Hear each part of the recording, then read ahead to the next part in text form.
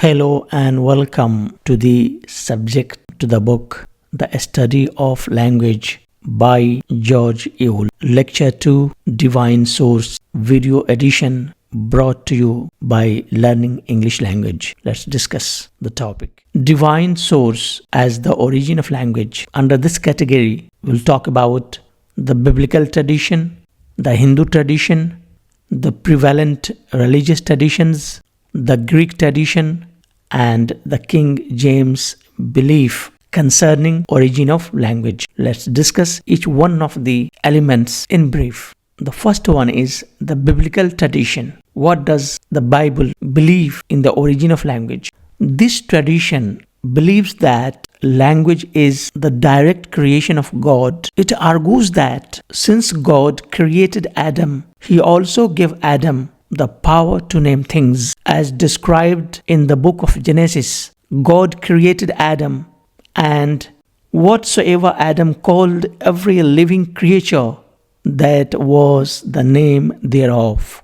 Now we have number 2, the Hindu tradition. What does this tradition believe in? The Hindu tradition believes that language came from Sarasvati, wife of Brahma, creator of the universe. We move on to the third category, that is the prevalent religious traditions regarding origin of language. In most religions, there appears to be a divine source who provides humans with a language. The basic hypothesis seems to have been that if human infants were allowed to grow up without hearing any language around them, then they would spontaneously begin using the original God-given language.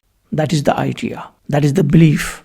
That is the tradition most of the religions have regarding the origin of language. We continue. That is number 4, the Greek tradition. The Greek writer Herodotus reported the story of an Egyptian pharaoh who tried the experiment with 2 newborn babies more than 2,500 years ago.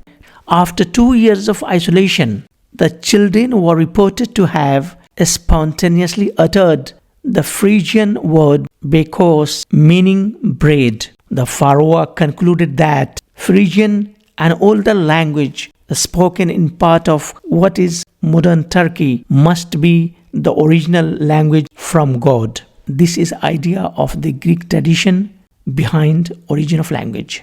We continue to discuss the point in the same direction from the same book. Number 5, the King James belief.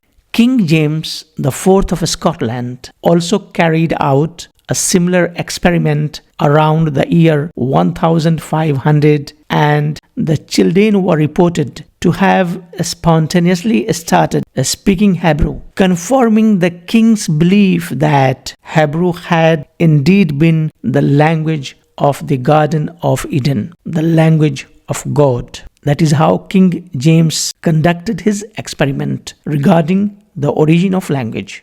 And the last point is contradictions. So that is how at different point of time, starting from the religious beliefs to the individuals like King James, they continue to experiment or speculate about the origin of language. But in modern time, we have some reservations about what was expressed in terms of religious traditions and individual experiments in the past. So we have here contradictions. And what's that?